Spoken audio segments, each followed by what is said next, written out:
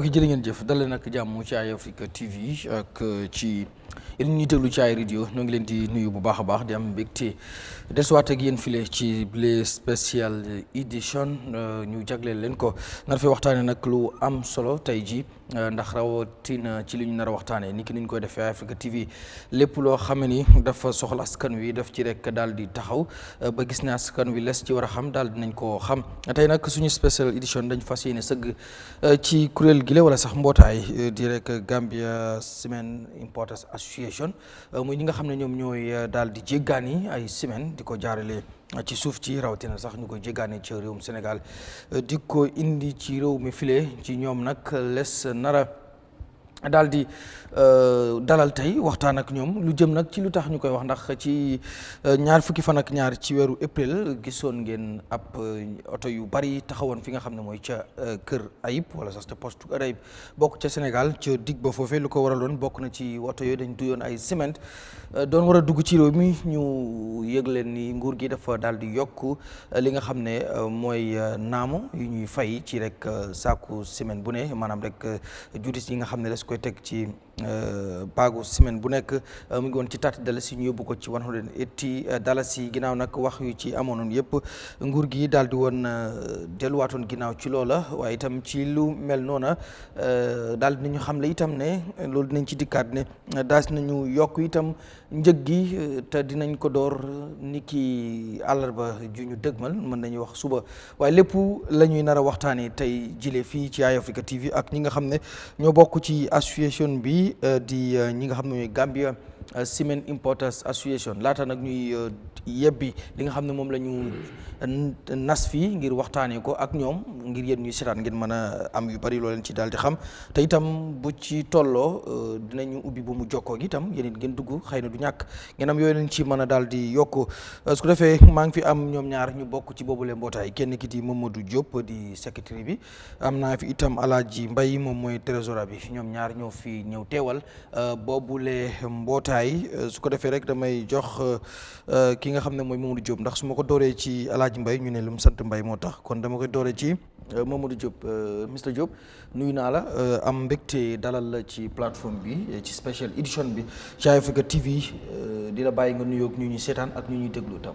Assalamu alaikum. Good evening to everyone.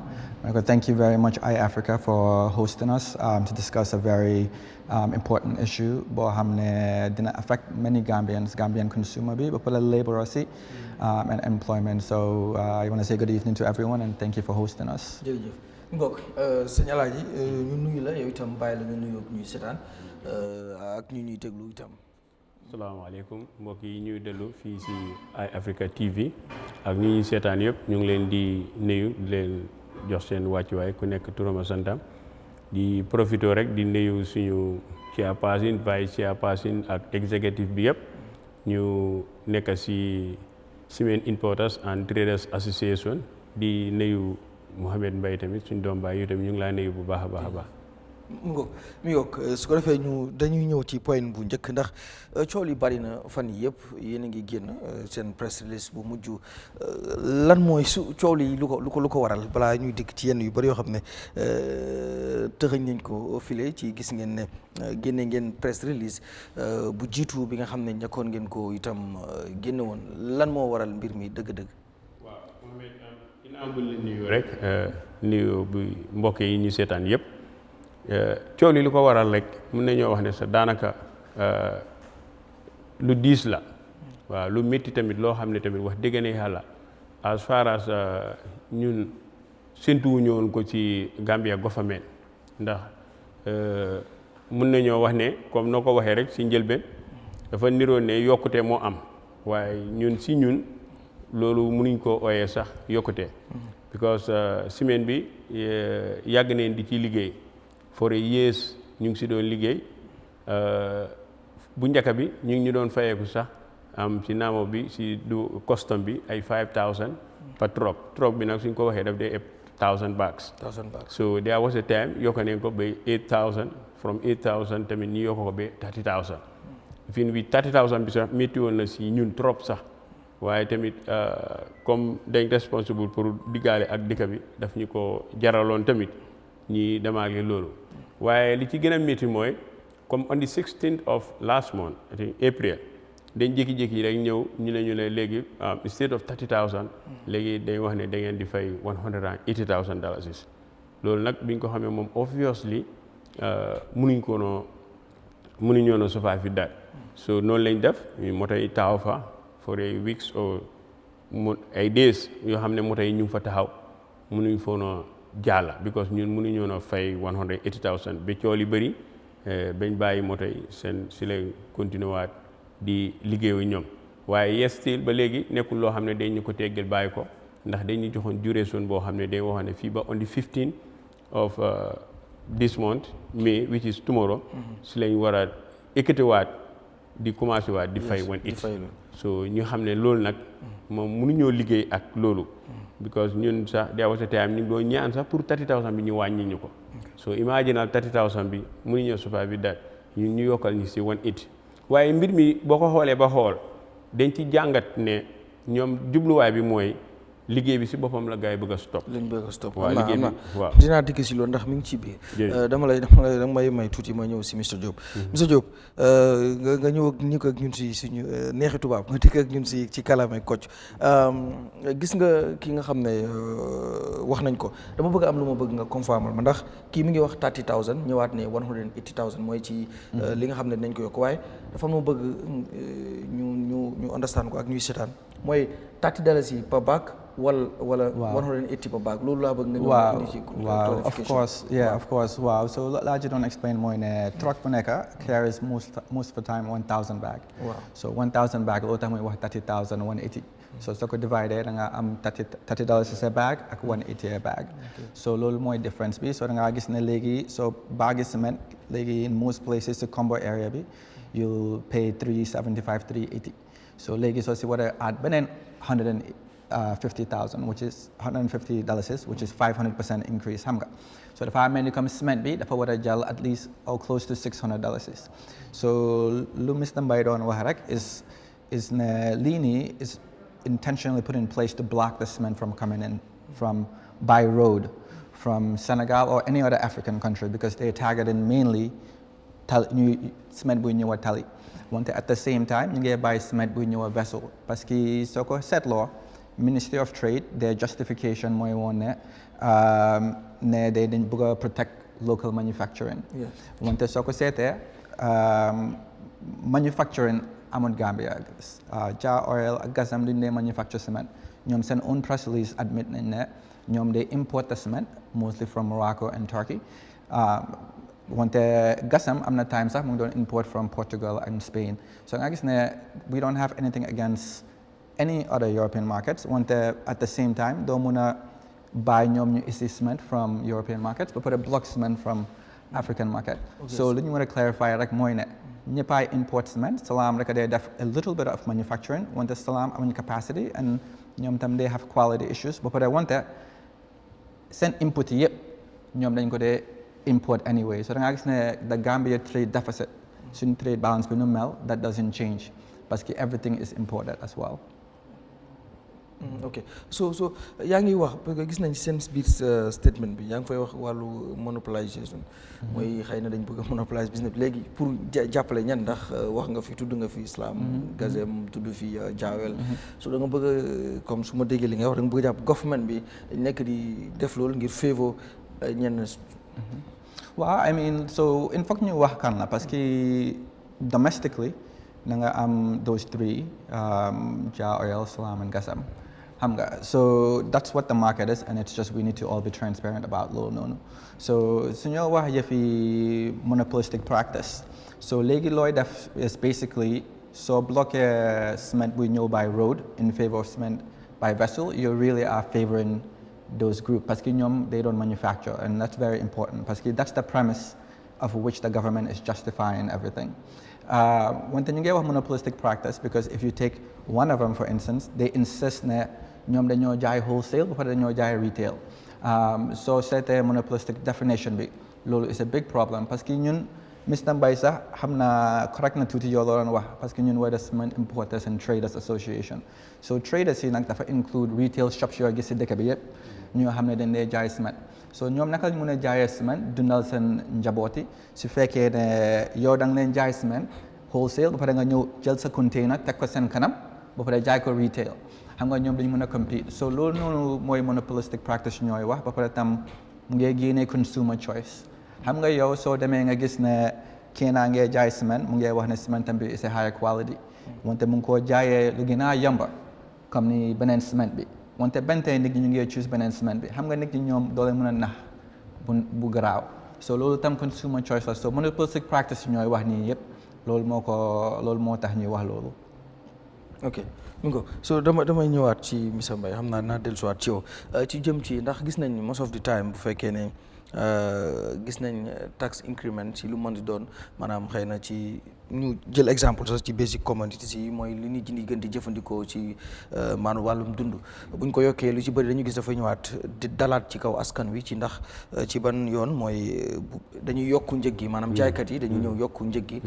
ñi ci ëpp bu fekkee ñu ko import ñoo ko dugal ci réew mi ñu ko war a dem jaaywaat ñoom ci seen bopp dañuy yokkaat mbir mi léegi ci case bii nii si seen situation yéen tamit ndax yéen a ngi wax ak nguur gi li nga xam ne mooy tax increment bi on cement imported cement it will be effective tomorrow on the 15th yeah so lan lañ mën a expect si yéen itam ndax most of the time dañuy gis ne bu ciment bu dara yokkoo rek dafay ndax yéen da ngeen di waaw lan mooy seen taxawaay ndax da ngeen di ñëw da ngeen di yokku wala lan ngeen di def waaw ñun lu ñoo def mooy xeex ko ba yokk bi bu mu am parce que ñun pour ñun lii du yokk sax comme ni ko monsieur Diop doon waxee intentionally was to stop the business ñun mun nañoo wax loolu at the same time da nga mun a wax ne cement bi is free tax duty amul tax exercise so ñoom li ñu doon collect foofu noonu is what we call VAT tax la mooy value added tax suñ defee sales tax boobu la gars yi doon collect so as far as amul tax exercise gisuñu ñoon there's any reason lu tax gars yi war a increase tax bi te tamit tax tamit suñ ko increase foog naa ne dafa am procedures fu ñu war a jaar ba ñu war a mën a accept ne waaw digga lii xool leen ko so dañ ko war a yokka but Mohamed just imagine ñun ciment suñ ko jëndee ba isu ko fii jaay ko balaa ngaa mën a jënd ciment isu ko fii jaay ko you have to invest a lot in fact truck bi foog mu nekk sa bos so yow because doo mën a dem sax nga rent truck nga dem jëli ciment nga isu ko nga jaay ko nga am fa profit no you must own the truck so which means yow sa capital investment bi da nga need pour jënd truck da nga need capital pour jënd ciment tamit. yeneen saa yi nga baal ma dogguma la yaa ngi woon fu am solo waaye damay ñëwaat foofu rek comme lu tax comme yéen ngeen insiste ci ndax mbiru yokk bi tax gis nañ ne ñu bari bu fekkee yokku na ñoom duñ complain lu bari sax dañuy yokkee rek ñoom dañoo dem yokkaat ñoom tamit seen prices bi. waaw yokku bi yaa so lan ban différence la am yéen lan moo tax ñu gëm ne lii du yokk waaw just imagine from $30 to $180 amul dara lu dee yokkal loolu si àdduna bi bu yàggul rek ñun ñoo jënd fuel bi ñoo yóbbu moto yi ñu suñ truck yi daf dee contribute a lot truck ñu ñooy jënd fuel $79.36 dañ jëkka di foo leen dee ñu ne su fuel bi yokku nañ ko from $80 now to 36 meaning ne $1 la fa gaay teg so loolu one can understand doo dégg sax nit ñi xam ne yokku nañ ko bu just look at su fekkoon ne tey dañ fa ne fuel bi yokku nañ ko to $300 per litre ndax nit yi dinañ ko jënd balaa ñu ko jënd sax dinañ kaas benn day yes still ñun jëluñ benn décision pour ñëw ne dañoo dem fay 180 ñu ñëw ici semaine boobu di ko jaay loolu jëluñ décision boobu because loolu métti na si kaw askan bi comme Diop nu mu ko waxee imaginal 375 plus 180 almost you are where now 540 something dollars so meaning ne soo ko bëgg a jaay nga am fa dara by force nga teg fa dara te soo ko jaayee kon da nga war a jaay ciment $600 ciment teel na pour mu jor $600 jarul si $600 so xam ne tamit xeex ciment bi moo ko tax a jóg waaye xeex ciment bi loolu dafay dellusiwaat ci xeex sa bopp la comme dafa mel ni ñu ne football ou tennis soo ko jëloo nga dóor ko si wall bi it come back straight to you si yow la moo dal maanaam si ban far na nga maanaam nguur gi lim daal yéen di ngeen yokk waaw maanaam nguur gi lim def dafaa dellusiwaat si ñun même ñun suñu yokkoon dafaa ñëw métti si ko askan bi suñu yokku tamit at the same time da ngaa gis ne ñi fi nekka dañoo monopolize comme lu ko kii doon waxee dañoo monopolize market bi ba pare ñoom they don't have the capacity pour ñu mën a supply business bi because moto yi day dugg fii et dee moto yi day liggéey si ciment bi is too much soo demee ci factory bi dañ leen di jox list of exports list of export mooy list of moto yi nga xam ne ñooy export ciment bi pour mu ñëw Gambia boobu rek daf dee mu more than 300 trucks te ciment bi nekkul ne boobu Sahel la te soo demee fi ñuy woowee Sococim am na ñu fa nekk di ko jëlee soo demee fi ñuy woowee Dangote tamit am na ñu nekk di jëlee foofu noonu so imaginal Gambia mun nañu wax ne standard bu fekkoon ne lii c'est company or industry mun nañu wax ne Cement Importers and Traders Association employé na lu mot more than 300 trucks te ñooñu ñëpp dañoo dem ak a ñëw every day dañoo dem ak a ñëw ci xayma mun ne laa wax ne truck bu nekk mun naa dem 8 times mun naa am 8 trips in a month so loolu moo tax ñun bi ñu doon def loolu noonu ñun doon gis ne ñun wax dëgg neex yàlla ñu ngee liggéey dëgg la ñu ngee faj si soxla si suñu liggéey waaye tamit am na njëriñ boo xam ne ni ñun gis nañ ne sax ñu ko jëlal nguur gi bu bëree bëri te xëy na nguur gi bàyyiwu si xel. so monsieur Diop so yéen ndax government Adama Barrow before 2024 in several occasions dégg nga muy wax ci lu jëm ci ne taxe this year dina yokk ndax dañ réew mi bëggatu la rek wéeru ci li nga xam ne mooy loans and guarantees dafa bëgg tamit ci li nga xam ne moom mooy jógee ci réewam moo am yu ci bëri ndax lii nii waajalu leen ko wala yëgu leen ko noo leen def ba moom bam bett leen. Yeah, so I mean, to be quite frank, lii nii moom was very surprising to us. Maybe a couple of days before it went into effect. First time be April 15 was the first time we started hearing about it. But now, you know, when we talk to other people, domestic importers or cement bagging operators, because they bag, they import bag. So they've been working with the government with it. Till that time, when we weren't consulted. Any policy we're going to implement, in fact, consult all sides. You might even have hearings to hear from the public and all the other businesses that are stakeholders. Cement, construction workers, jaikata cement. You can consult in your dial. So from that standpoint, it was a surprise to us. And okay, then may 30 days. That's still not enough time. But that doesn't remove the idea that Lini is protecting very few companies at the expense of new body in okay, Ana léegi lu mu bëgg a laaj foofu noonu yaa ngi wax ne lii dafa am ñu muy protect xëy na tudd ngeen ko fi sax mooy ñenn ñi nga xam ne xëy na dañoo import jaaree ko ci gaal yeeg yooyu noonu léegi ñooñu xanaa duñ fay taxe. So léegi nu ma ko answer is one of two things. One, ñun ki wax nañ li ñu dee fay si import duties bi dañ dee fay 30,000 per truck ba pare tam dañ dee fay 4,000 pour jaara bridge bi both ways per truck. ñaata $4,000. 30,000 currently pour duga that's the import duties. 4,000 pour jaara bridge bi ba pare truck buy dem Senegal every time if they consume up to 400 more small trucks sometimes because they have bigger engines, then they consume 420 liters. So 400 liters but da nga gis ne government na si am $22 per liter. So on top of loolu xam nga ñu ngi pay suñ quarterly taxes, suñ employment taxes, suñ social security taxes. Ñun yëpp lu Mr. Mbaye doon wax 300 trucks. So soo gisee 300 trucks at the minimum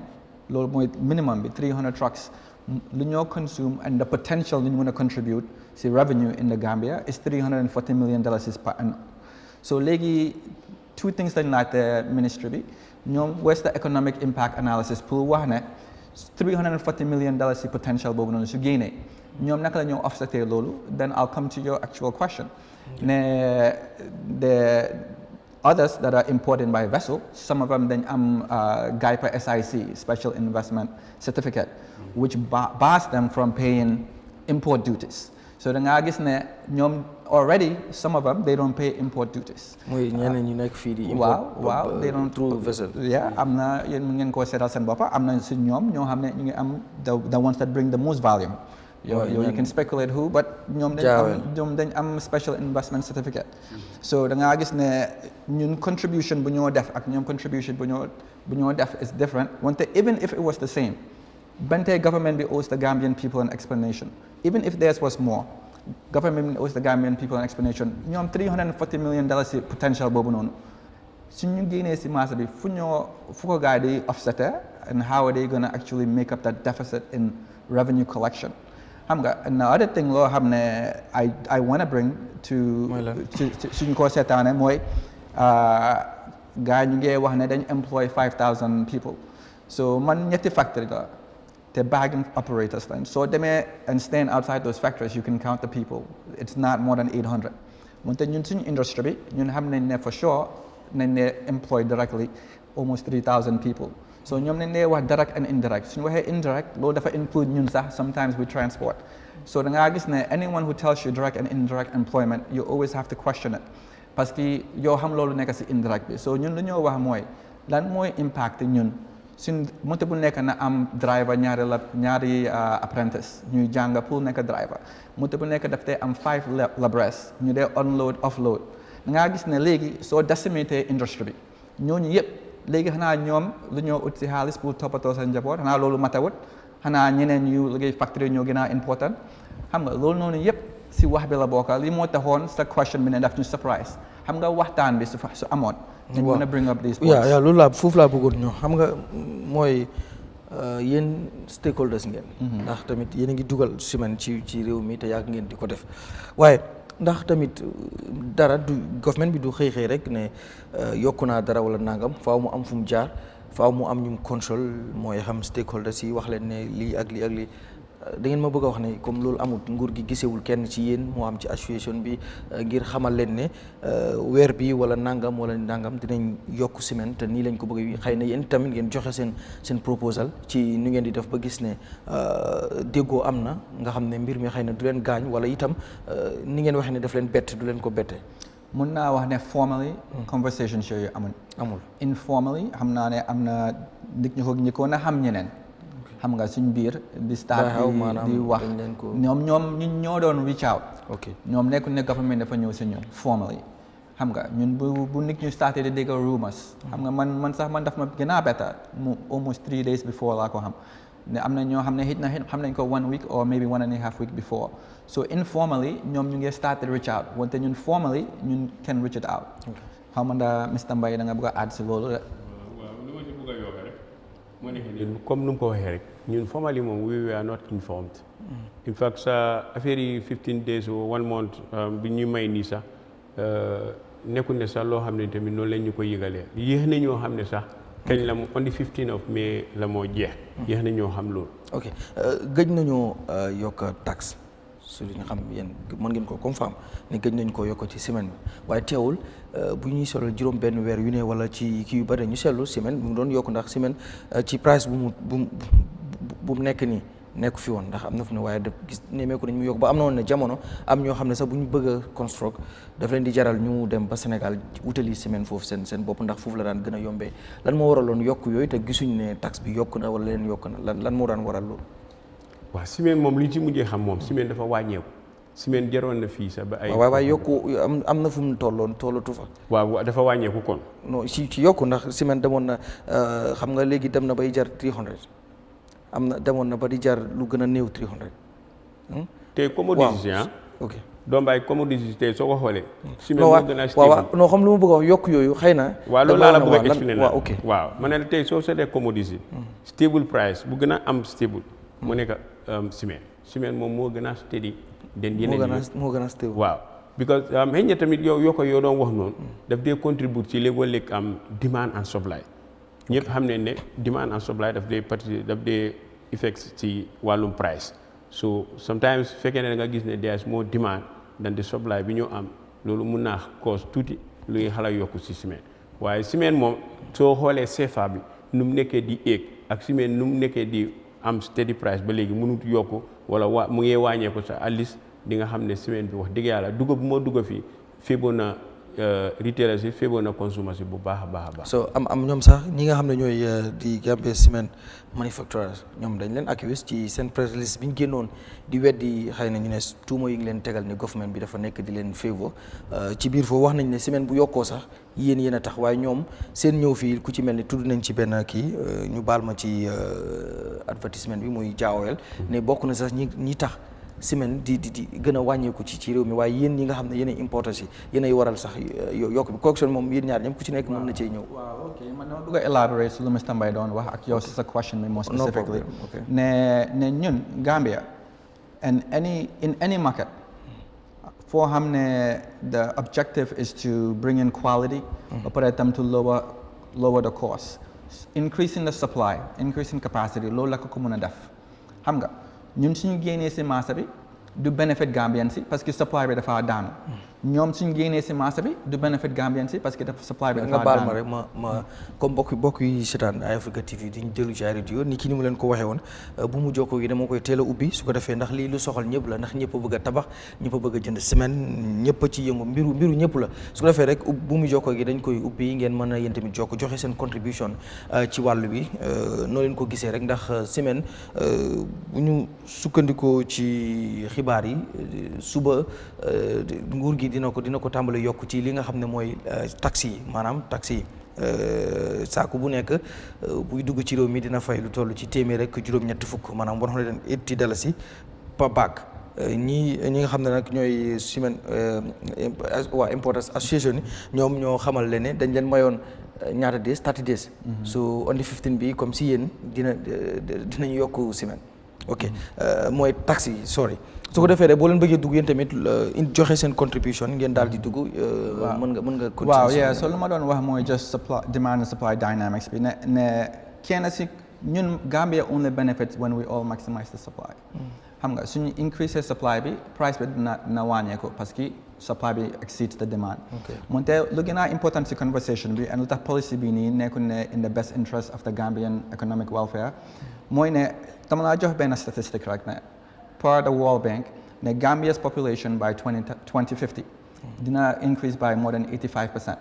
So ñun sax lu ñoo war a wax nekkul ne capacity tey capacity ëllëg lañ war a seet ne naka lañ mën a maintainer supply line boobu noonu. so loolu noonu make sense daal nu government bi approché lii di wax ne ñoom ñu ngi protect manufacturers te kenn manufacturer ñëpp a ngi ici it's just different supply routes. ba pare benn lifin rek laa bëgg a wax. ne soo xalaatee lu xew 2000 bu Covid amee ne time boobu noonu vessels si all around the world dañ stoppoon so li ñuy tam supply chain diversification is very important loolu tax ma ne policy bi dañ ko waroon a really think about ne time boobu noonu up to a period of 1 year ñu ñoo wax local manufacturers or mainly cement bagging operators si ñoom isuñu benn cement si Gambia so mën ngaa imagine for a period of almost 1 year su fekkoon ne trucks yi nekku ni daw Gambia du am benn semaine so that's the dangers of this policy ne mun nañoo amaat beneen pandemic or whatever it may be conflict in the Middle East mun naa delay vessels yi fu ñoo ñëwee bu pare tam beneen affaire laa bëgg a wax mooy ne cement yi ñoo import by vessel dañ sori fu ñu koo jëlee su ko defee by the time mu egg si Gambia ba pare ñu bëgg koo jaay cement yooyu noonu dañ dee teel a wow 30 days lañ dee am shelf life parce que fu ñu koo shippee ba mu egsi fii whereas the distance to Senegal is much shorter yow cement boobu mën nga koo am almost 90 days so loolu noonu tam is another issue boo xam ne it doesn't benefit the Gambian consumer especially sooy def large projects and you wanna stockpile cement. ok mi ngoog yéen ñi ñuy déglu ci radio bi téeméer ak juróom bu tombal juróom su ko defee mën ngeen ni jokk itam ci ndomba bi mooy 2323 213 su ko defee yéen ngeen dugg daal di joxe seen contribution ci suñu special edition bi ñu dalal fii ñi nga xam ne ñooy di Gambia Cement Importers Association waxtaane ñoom it jafe-jafe yi ak tamit proposed tax bi nga xam ne wala sax décision bi nga xam ne ñoom wax nañ ne nguur gi jël na ko ngir yokk li nga xam ne mooy tax yu ñu tegoon ci kaw semaine buy dugg rek ci biir réew mi Mr Mbaye correction bi yéen ñaar ñëpp laa ko boole woon correction bi mooy tey jii nii lu jëm ci rek li ngeen wax nguur gi ci li nga xam ne rek moo jëm ci yokk gi nga xam ne yokk na ko wala sax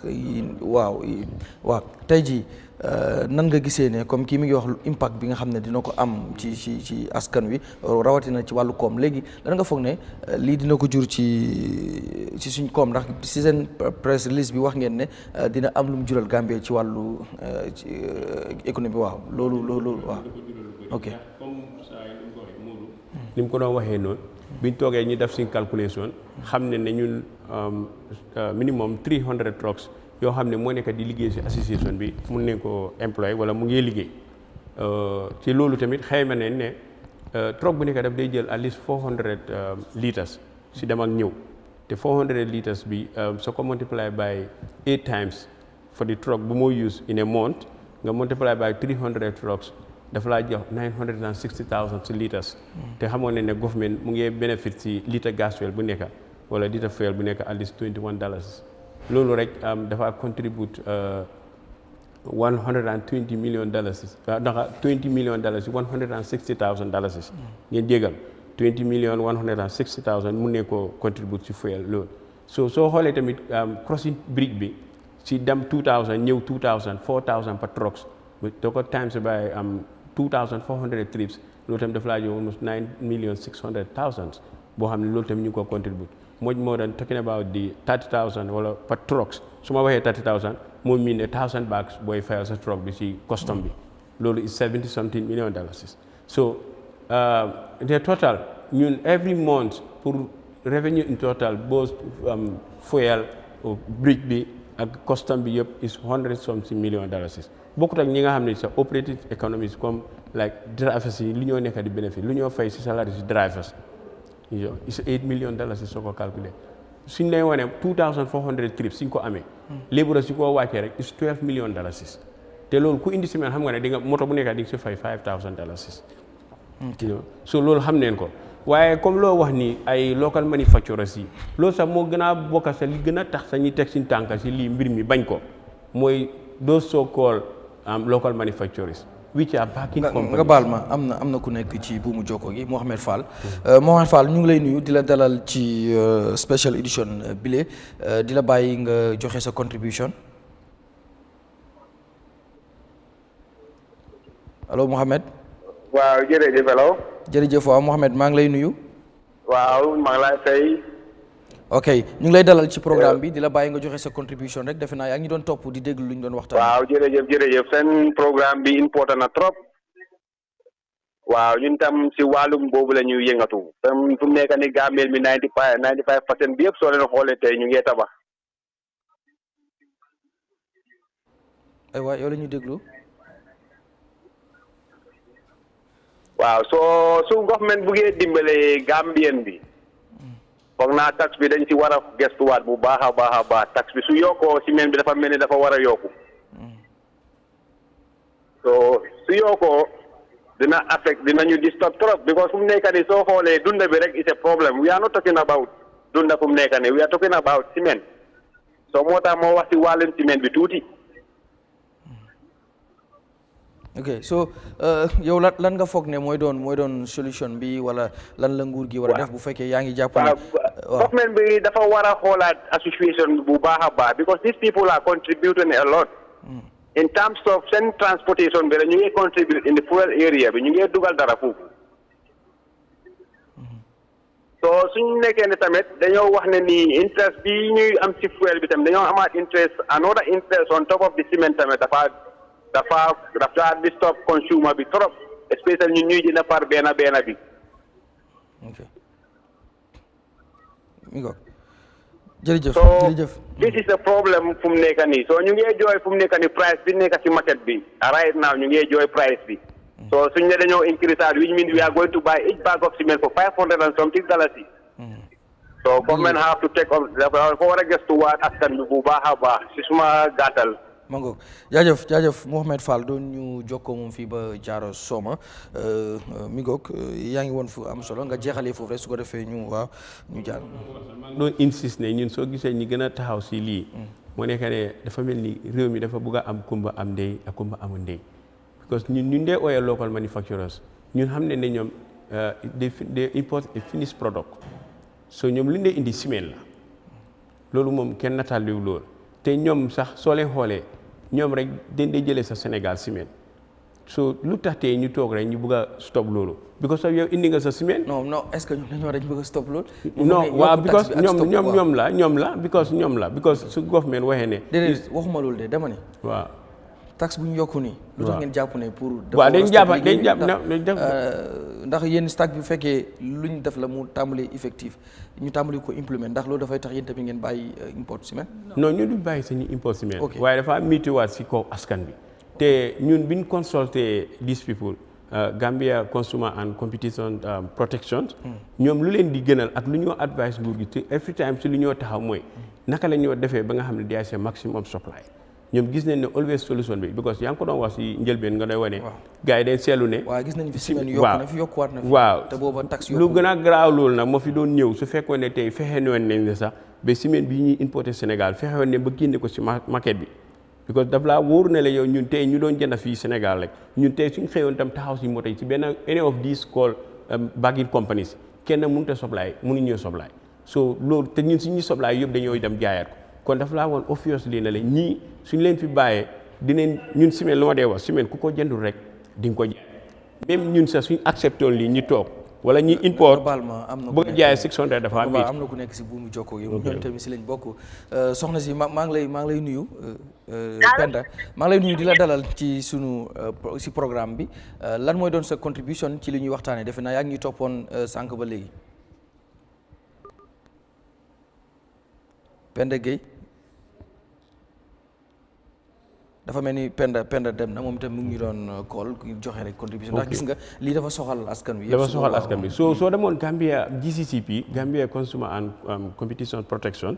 ñoom xalaatuñ di advice nguur gi sax di bàyyi any of these ñii jéem a wax ne ñu ngi play comme ne ñii ñoo fiy des ñii dañoo génn because ñoom gis nañ ko ndax li ngeen jàpp mooy dañ leen bëgg a génne si market. waaw ñun dañu bëgg loolu lañ jàpp because imaginal tey tamit ñun semaine mu ngi fi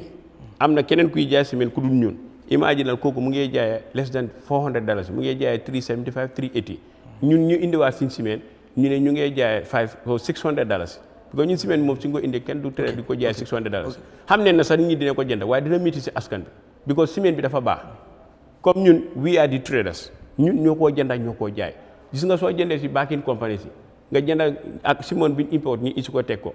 ñun dañ dee try ñu jaay bi balaa ngaa bàyyi bële because bii su yàggee dafa wow comme lu ko Jóob waxee gaz bi dafa naaw because ñi dee liggéey sax ñoom test ne ko xam ne ko su la neexee nag yow nga ne 42 ngaa jaay waaye ñiy jënd ak di ko use ñoom still they are looking for the 32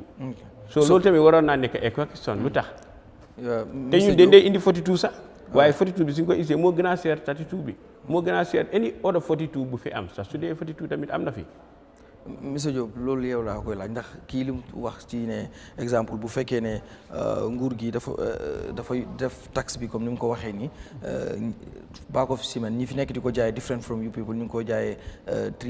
380 wala 390 according to you léegi bu fekkee ne comme yéen bu fekkee ñëw ngeen nga ne dina dem ba 600 exemple bu fekkee with this current tax bu ñu wax ne wala bu ñuy bëgg a yokku fi according to you léegi est-ce que loolu mooy féeboo tamit nguur gi gis ne yéen boo leen yokkee dina am ñoo xam ne dinañ wàññi te wàññi boobu noonu mooy féeboo askan wi te nguur gi always defe naa dafa defend the interest of di masses muy askan wi foogaloo tamit kon nguur gi loolu moo koy gën a est-ce que loolu sax du ko gën a motiver ci taxe bi nga xam ne nii bëgg na ko yokk mu gën cee taxaw bu fekkee am na ñoo xam ne yéen boo leen yokkee sax ñoom duñ yokk wala sax xëy na dinañ gën a wàññi non wante xam nga loolu noonu is a false premise parce que if you study company sort of monopolistic practices, that's never the case.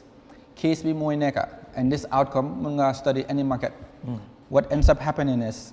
the incumbents ñoo xam ne ñu ngi leen a defend and protect duñ ñoo innovate. Loolu is the first problem. So da nga gis ne quality issues na start am. Second, they have no motivation pour lower price parce que they after profit and profit margins. Xam nga so da nga gis ne over time yow yaa ngi doon give example xam nga cement tax bi nekkoon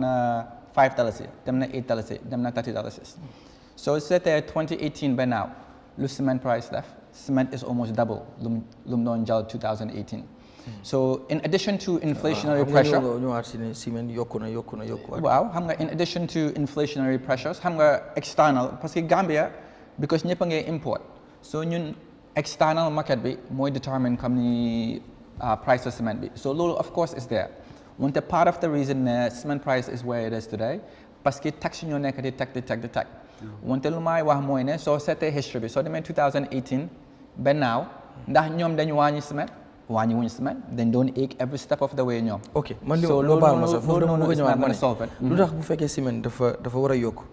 yéen ñëpp yéen a de marché yokk ko moo xam yéen ñi nekk ciment importers association ak ñi nekk ci Gambia cement manufacturer yéen ñëpp de manko yokku ci waaye comme this situation ku ne dafa nekk di xeexal boppam kon kan mooy dafa mel ni always askan wi moom moo ci dee ñëw loru yéen tamit doo leen génn fekk mbir mi laarul leen ndax du ma gis benn yoon boo xam ne am na ñu bëgg a yokk ciment yéen ngeen jóg taxaw ne non ciment duñ ko mën a yokk parce que gisuñ benn résine bu ñu yokkee ciment waaye yéen bu fekkee sax ndax yaa ngi ko fi wax bu supply wala bu demande bi gën a high di supply sometime ngeen yokk ciment so dafa mel ni always seen interest ngeen fi nekkal comme yéen askan wi dañ koy wax ne ñii dara seen interest kese moo leen fi nekkal. so lu mu la wax rek from $5 to $8 to $30 loolu mun ngaa gis ne ciment ba foofu mu yokku loolu ciment foog mu yokku so ciment te soo xoolee tamit exchange rate bi nu mu dee fluctuate di nga gis ne ciment lu ma la wax moom moo gën a dal si yeneen yi soo xamoon ciment bu mu doon jar $2.75 wala time bu maalo lu mu doon jar ak tey lu baag saako maalo di jar di nga xam ne ciment yokkuwul compared to ñun lu ñoo jëndee ciment ak lu ñoo jaayee ciment ñun xam ne ciment yokkuwul. ok waaw parce que man leneen rek laa bëgg a wax si loolu tam mooy ne because ñun ciment bi amuñ domestic market. Cement bi yëpp la ñoo import da ngaa gis ne when the dalasi devalues cement prices yi ñuy jógee Sénégal dafa increase cement prices yu jógee Europe dafa increase parce que am na leneen lu ma bëgg a set the record straight ñoom ñu ngi nekk di wax ne ñun ñooy tax CFA bi di manqué si dëkk bi when in reality CFA bi is pegged to the euro so da ngaa gis ne what's happening there is the dalasi bi moo nekk di devalue as a currency against all currencies around the world dollar bi pound bi euro bi looloo tax CFA bi mel nu mel wante ñoom suñoo jëna ñu ngi jënee euro bi again the same thing is happening ñoom seen purchasing power bi is less parce que dalasi bi is continuing to devalue loolu tam is contributing significantly lu tax prices cement bi di egg wante da ngaa gis ne loolu noonu is a result of inflation and mismanagement of our own economy parce que debt yi ñoo nekk di consume loolu noonu dafa def ne value of the dalasi bi is less so nekkul just cement any product mun ngaa dem back 5 years di nga gis ne is much higher today ba pare suñu trade deficit bi is getting worse because ñun ñu ngi every industry ñu ngi nekk di import parce que bariwuñu industry so man lu ma bëgg a wax rek mooy man and I'm sure ne ñun ñu bari bëgg nañ pour Gambian bi mu build its own industries wante buñ nax suñ boppa ne dañ am cement manufacturing industries. ok foofu laa bëggoon a ñëw ndax yéen seen press release yi ngeen génne yëpp yéen a ngi insiste di wax ne yéen da ngeen di import ñoom sax dañuy import xëy na yéen da ngeen import bàyyi laa ñoom ñu jaar ci géej yu mel noonu waaye ñoom ku ci mel ni mën naa jël sax gàcceem ñoom dañ ne ñoom seen bopp dañuy defar fii ciment soo leen waxee loolu dafa confusion dafay waaw léegi yéen daf leen leer ne comme ñoom ciment bu ñuy wax fii nekku ñoom ñoo koy manufacture maanaam ñoom dañ koy ñëw indi comme ni loolu Gambien yëpp la leer ku jege Banjul rek da nga dégg gaali ciment bi ñëw na ci port bi gaali ciment moom foog naa das moom c'est clair définition ku déggal loolu da nga xam ne gaali ciment mooy ñëw understand te ñoom ñu noonu doo so called local manufacturers leen di ooyee backing companies leen xam nga lu gën a proof loolu ñoom ñu ngi am tanks yi lan la moo jël powder ciment bi la moo jël mu yóbbu ko den ñu def ko si seen machine yi gars yi ribaak ko that's all. waaw yow da nga bëgg a wax ne ñoom maanaam mën nañu ko wax sunguf bi. powder bi mooy sunguf bi. waaw la ñuy boobu la gars yi di isi jël seen moto yi tàng xam nga ñu ngi am moto tàng. moto yi ñu ko dee transport from port to seen factory bi ñoom te suñ demee si factory bi foofu noonu lañ ko dee dugal si seen machine yi ñu defal ko seen own bagging boobu tamit ñun luñ ci dee gis sax mooy ñun xam ne ko. buñ dem fële ne ci factory bi fële Sénégal xam nga ni ñoom ñu xam ne ne factory Sénégal nga baal ma am na ku ñu woowee ba Farafeñe Jarga Mbaye defe naa Jarga Mbaye sëñ Jarga ñu ngi lay nuyu di la dalal ci programme bi. waaw maa ngi leen di fay. jërëjëf bu fekkee yaa ngi ñuy topp gis nga lu ñuy waxtaanee tey lan nga ci bëgg a yokku. waaw li ma ci bëgg a yokk bëriwut comme maa ngi dégg yaa ngi wax ne kooku dafa wax ne comme semaine bi su demande bi bëree dañ day yokk. waaw loolu la wax de. waaw dépôt nit nekku na dafa dépend comme ne su demande bi bëri rek dafaa yokk semaine bi bu demande bi bëri semaine bi bëri dalasi bi xam nga semaine bi duñ ko jëndee CFA dalasi lañ naka duñ ko jëndee dalasi CFA lañ ko jëndee léegi bu fekkee ne li nga soxla ci CFA dafa bëri ñu yor seen CFA bi dañoo jàpp rek ne dalasi bi li ñu yor si dalasi dafa bëri CFA li ñu soxla si CFA dafa bëri dañoo yokk CFA bi ciment bi ciment bi lu ci bëri yokkoom dafa dépend ci CFA bi nu moo yokkoo parce que bu fekkee ciment mi ngay jar 375 CFA tey di jar 535 loolu moo nekk li normal waaye su demee ciment bi di jar 375 CFA bi demaat yokkuwaat ba 540 wala 555 rek nga continuer di ko jaayee 375 dafa mel ni yow da ngaa loos lu bëri. te bu demandé xaayee dara si bi bëri li nga soxla ci CFA bu bëree rek gars yi ñu yor seen CFA bi dañoo yokk CFA bi soo loolu moo nekk di riisin lu tax semaine bi bu demande bi bëree rek muy yokk soo loolu laa bëggoon a leeral gars yi ñuy déglu. ok léegi kon si loolu. kon nag comme ñun suñu intérêt ñi nga xam ne ni ñu ngi impôt semaine bi suñu intérêt moo tax. ñu ngi yokk semaine bi du loolu waaye semaine bi bu demande bi bëree semaine bi li ñoo bëri. daal si bi nga yor bëri li nga soxla si CFA bëri rek ñu yor CFA bi. dañ cee profité yokk CFA bi soo loolu mooy tax semaine bi di yokk. parce que CFA bi doo mën di jënd CFA lu seet ba pare di jaayee semaine bi lu nga ko doon jaayee rek soo dafa am ne yaa ngi liggéey ko notti. jërëjëf sëñ Jarga. loolu laa amoon pour leeral. jaajëf leer na ci loolu sax laay ñëw laaj yaa ngi gis Jarga di ñu wooyee ba Farafeñe di ko gërëm bu baax ak ñu ñuy seetaan foofee ci Farafeñe moom mi ngi wax mbiru ne bu CFA bi bu fekkee CFA bi dafa yéeg te yéen da ngeen importé Sénégal lu ci bari te Sénégal xam nga CFA lañ fa use duñ fa use dalasi so mooy waral comme yéen a ngi wax ne bu fekkee ne demande bi moo gën a high than di supply mooy waral semaine mu yokk moom mu ñëw indi mu ne CFA bu fekkee ne dafa yokk mooy waral yéen lu dina affect ba tax ngeen yokk semaine. waaw ma jël boobu wante bi foo ma jël loolu lu ma bëgg a wax rek mooy si yëfi import versus manufacturing. ne Salam si ñett yooyu Gassam Dia ñoom wax nañ ko seen press release bi dañ dee assessment finished product ñu bàkkoo Salam daf day def tuuti processing wante Salam daf day also import from Sénégal xeer bu ñu dee use soo nga gis ne su fekkee government bi dafa bëgg a wax ne lii nii is to solve and prevent importation ñoom ñu ngi import all the inputs yoo xam ne it goes into the manufacturing process ba pare ñoom amuñ capacity ñoom foog naa 4 belt sax amuñ ko wante anyway now move on from loolu pour answer question kii nii bi so da ngaa gis ne price cement price any product. waaw est-ce que loolu tamit am na problème ndax bu fekkee ne ñu ngi manufacture xam nga fii yaa ngi nangu ne ñu ngi manufacture waaye xëy na. non some elements yoo xam ne dañ ko dem jëlee ji. non lu wax ma loolu ma ne ok loo wax ma ne. non rek ne Gassam. Dia oil nga ne Salam ciment di moom dafay dem dafay def some manufacture. Salam Elon waaw loolu laa wax Salam Elon is part of those three yi ngeen wax ne government daf leen nekk di xaw ma baak yéen li ngeen wax. waaw wante Salam waaw dama ne nga ne waaye am na yenn xeer yoo xam ne daf ko dee importer Sénégal. non all the inputs dañ ko dee import. ok but waaye ñoom ñoo ko dee manufacture fii at the end. non ñoom dañ dee def the final part of the processing. ok so lu may try wax mooy ne xam nga manufacturing is the concept of taking raw materials and converting them to a finished good through the process of nga use labor, nga use machinery,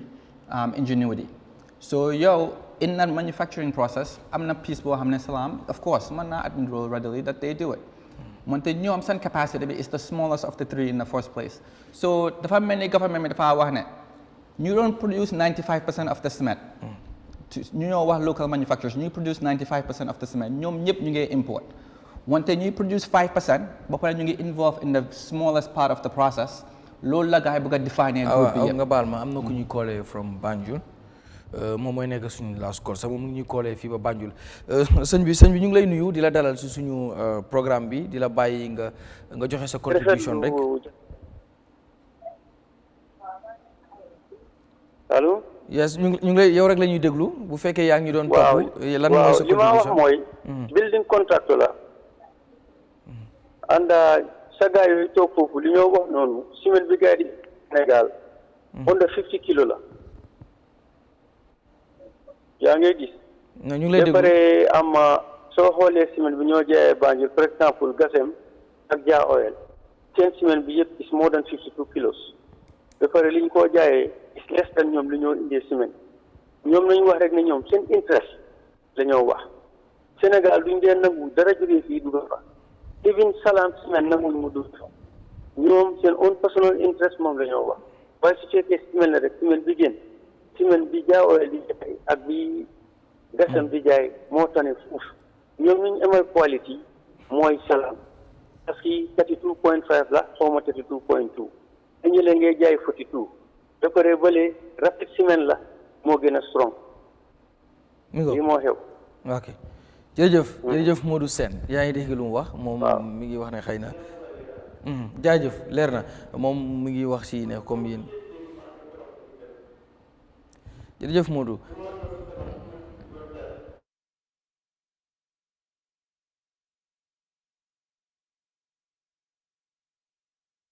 ñu ngi koy gërëm bu baax moom Modou Sène mu ngi doon woowee ba Banjul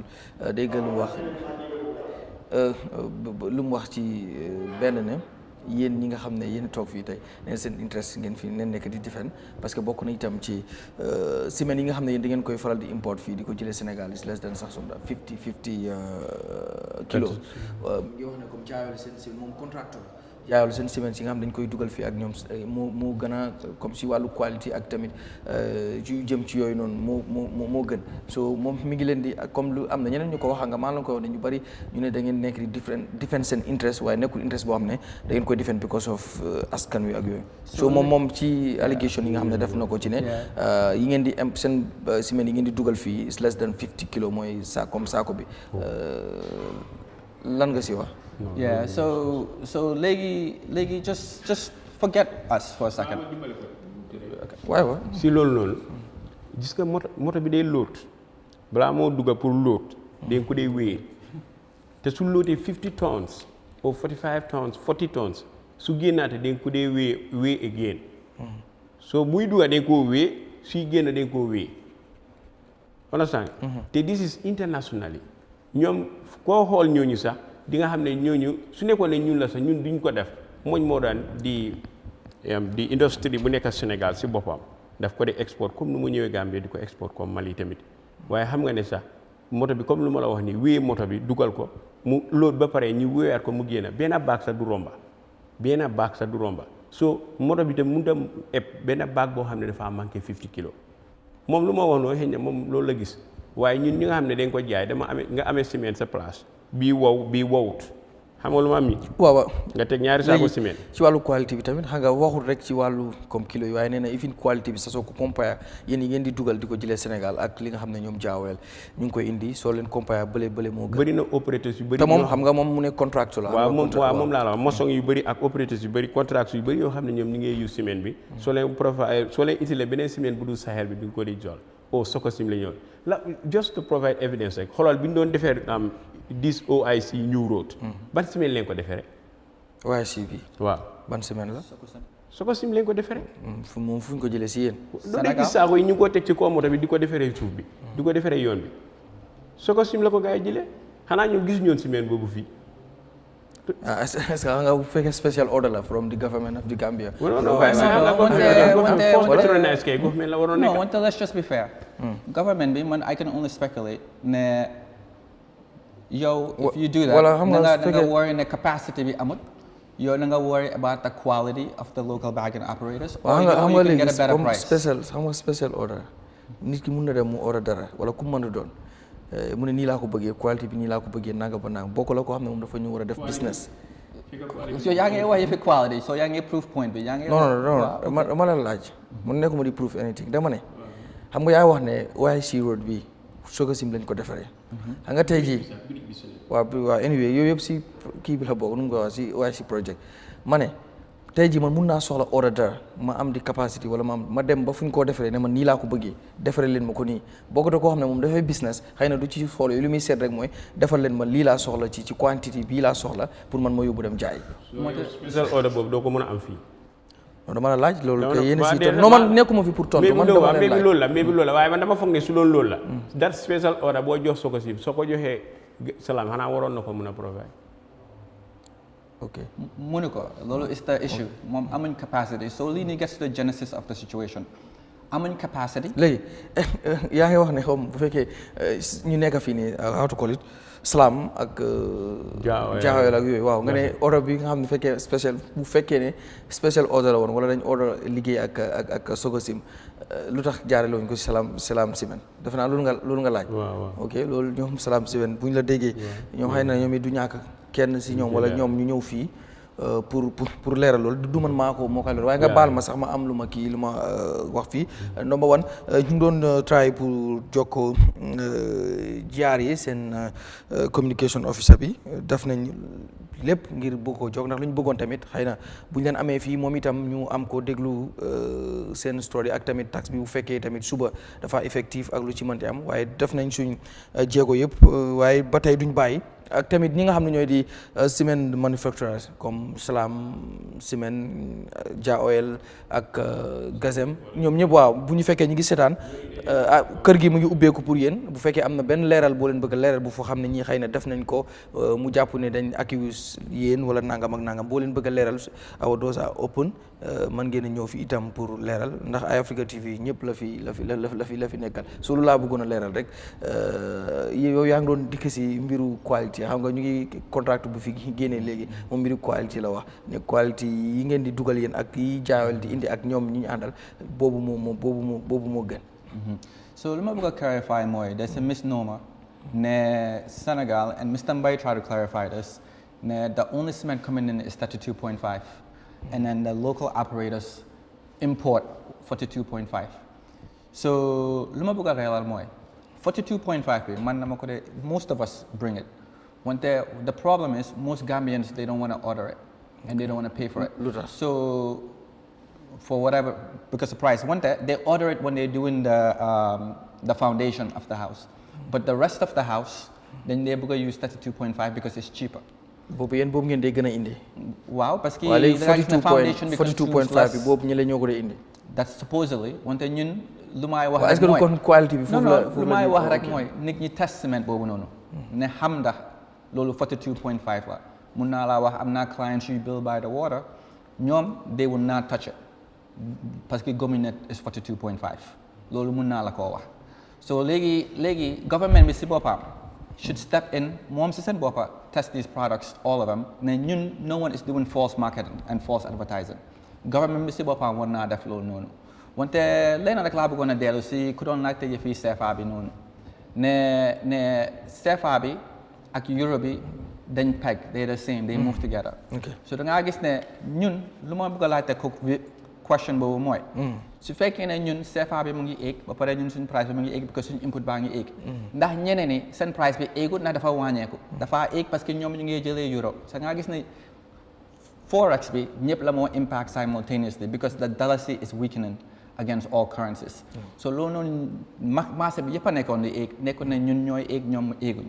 parce que it's the same rate CFA bi ak the euro bi it's not any different. Thank you mi ngoog xam naa duñu ñëw jeexal in 5 minutes ñu wrap up lan léegi xam nga problème bu amee jafe-jafe bu amee faaw ñu ñëw nag ci lan mooy saafara si ndax tey ñun indiwuñu leen fi rek pour wax jafe-jafe waaye bëgg nañ saafara lan ngeen foog ban suggestion ngeen am xalaat ci loo xam ne dina jur saafara ci diggante yéen government bi ak stakeholders yëpp su ko defee ñu gis ne askan wi tam dinañ ci gis boppam ci saafara bi nga xam ne di ngeen dina am. waaw léegi ñun loolu liñ ci gis rek mooy ne nañ ñu gars yi bàyyi ñu liggéey réew mi ñun ñëpp ñoo ko bokka ñu bàyyi leen ngeen liggéey rek. ñu waaw dañoo bàyyi non ñu ngi doon liggéey te ñu doon liggéey yaaxaluñ kenn dara soo kenn bu mu ñëw rek bëgg lu yomba bëgg looy jaay nit ñi di ko njëkkalante tax nga ne téyel ma tànk nit soo bëgg a bëri ak moom gars yi la ñoo daw compétition la ñoo daw te compétition dafa baax si business te gars yi soo bëgg a bëree ak nit jaru ngay wax téyel ma tànk bi bëreel ak moom rek. léegi lan mooy suggestion bi tamit waaw comme nguur gi ñu ngi leen di déglu ministre bi mi ngi seetaan wala ñeneen ministre bi ak nguur gi ak Mr President suñu nekkee ñu ngi ñooy déglu na xam ne tamit ñun doomi dëkk bi leen and a lot is invested into this business am na si ñun ñoo xam ne ni sax de sacrifice jaay seen yi deen la laan am na ñoo xam ne sax day sacrifice jël banque loan am na ñoo xam ne ñoo mun a ñoo xalaat nu ñu xalaat ba dem pour ñoo def si bi people like Mr Diop mu ngi am American passport so mënoon naa nekk America enjoy boppam waaye comme li ñoo wax rek there's no place like home so lu mu foraatu si biti wala lu mu ut si biti dafa bëgg a ñëwaat mu invest biir këram so yow lu gën a métti nga dem uti nga ñëw pour invest ñu ne la non doo fi mën a invest because of Mr so and so ñun loolu leen ko mën a gisee. ok so léegi lan ngeen di ñaan nguur gi. lu ñoo ñaan nguur gi daal mooy na ko comme ñu ngi doon liggéey te jàmm mu ngi am ci dëkk bi yaxaluñ kenn dara nañu bàyyi ñu continuer ci ñu nekkoon di liggéey ok so jërëjëf yow tamit lan ngay propose xëy na solution ci crisis mën nañ ko woowee crisis parce que tamit semaine moom xam naa bu fekkee da ngeen banque seen yox wala mu yokk dina jur jafe-jafe waat ci tabaxkat yi man mi nga xam ne Lamine Kandeh daf ma dig empty land bëgg naa koo tabax waaw I mean I think ne ñun we shouldn't reinvent the wheel nga xam ne these macroeconomics philosophies are all the same. You have a free market. So gisee mu work is because competition is good for a country. But competition is good for the consumer. So génnee competition, what happens is da nga take away consumer choice. Yow xëy na yow da nga bëgg for whatever reason da nga bëgg cement buy jógee Sénégal bëgg cement buy jógee Turkey. Lu tax ñu ne yow you shouldn't have that cement. Xam nga so that's one. Beneen bi mooy quality. ba pare mooy innovation su competition amutee yow amuloo benn incentive to improve the quality or to innovate lastly mooy price su competition amutee yow you have no incentive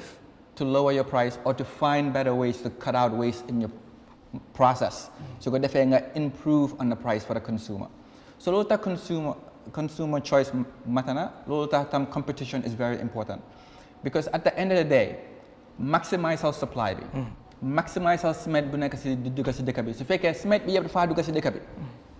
maximize our loolu noonu is the only way you can lower the price. ok léegi bu fekkee kii bi yokku na comme government bi taxaw nañ dëgg ci taxe bi nii ndax mën nañoo expect yéen ngeen yokk price ciment wala loolu mën naa influence cement price bi mu yokk. waaw mën na ko. ba pare tamit ñun lu ñu def nii daf ñu jaral de xëy na ñu bëri ñu ngay wane suñu. loo leen def ñun dem ne nationwide ñëpp fu ciment bii nii dafa mel ni ñu ñooy woowee sa naan ay local manufacture seen ciment bi Greater Banjul fii la am agul fenn ñun dem neen fii ba Gambie amu fi ñu tamut fii ba Basse jaar neen noonu dem ba Janjang Bureau mooy Makati. pour loo leen doon def foofu. pour ñu seet ñëpp ñoo xam ne ñu ngi nekkati yow because we have representatives in all over the nation. so ñoo xam ne ñoo expect ne bu fekkee ne. li ñu wax ne parce que yéen gis nañ ko ci seen kii bi ne on the 15 it will be effective ne semaine li ngeen daan taxe bi ñu tegoon foofu waaw ndax waaw métti bi yëpp lan métti bi mooy lan ndax lu muy méttee métti bi mooy dina gën a seer si kaw action bi ok because ñoom semaine bi dañ ko bëgga doo dañ koo jënd at a high cost waaye dinañ ko jënd dañ koo bëgga te suñ ko gisutee tamit dina métti at si seen kaw because dinañ soxla semaine te duñ ko gis dinañ soxla imagine fii semaine bi fan la dee dem jërëjëf ñu ngi leen di sant bu baax di leen gërëm ci teew bi bu baax a baax yow tamit Mr Diop di la gërëm bu baax a baax di gërëm Mouhamed Alaaji Mbay di ko gërëm moom it bu baax waaye itam di gërëm ñi ñu doon déglu ci radio bi téeméer ak juróom bu tombal juróom di ñu seetaan ci Eyeafrica TV ci satellite bi YouTube Facebook waaye itam faaw ñu gërëm ñi nga xam ne dugg nañ joxe seen contribution mooy ram ñi jaar ci bu mu jokko gi dalee ko ci Penda Gueye Modou Sène moom tamit woowee ñu Banjul Mouhamed Fall woowee ñu ba Jaara Soma di nuyu waa Jaara Soma yëpp di leen gërëm bu baax Jarga Mbay wooye ñu ba Farafeñe ak ñeneen ñi nga xam ne yëkkati nañ seen téléphone bëgg a dugg fekk benn bu mu jokkoo gi xat wala ñaar fekk tëj nañu bu mu jokkoo gi gërëm leen bu baax foo leen ñu doon mën a seetaanee fii ba Basse Jaara Soma réew mi yëpp carton ba koy na ndax Eyeafrica TV mooy bëtu Afrique bi yéen ñëpp moom ngeen di bëggee moom ngeen bëgg moo tax itam seen soxla moom la ñu jaamu nit ki nag ni ko ñuy waxee ne business competition daf ci baax maanaam loo gis dafa war a am wujju maanaam ñoom nag daal nañu accuse government bi ne bëgguñu ñi nga xam ñeneen beneen langue gi bëree moo tax ñu téel leen tànk ñi nga xam ne ñooy import ciment loolu nag lañ daal di wax ñoom ñu gëm rek mooy government bi dafa war a bàyyi rek tëddee ndey ji seex su ko defee rek ñiy import ku ne daal mën a liggéey ci xel mu sell waaye daal li ci mënta am rek mooy askan wi na si gis boppam loolu moo ci soxal ñëpp moo waral sax Eyeafrica TV def bii lay jotaay ndax Eyeafrica TV askan wi la faral jërë ngeen jëf yéen ñi doon seetaan di ñu déglu ba beneen incha allah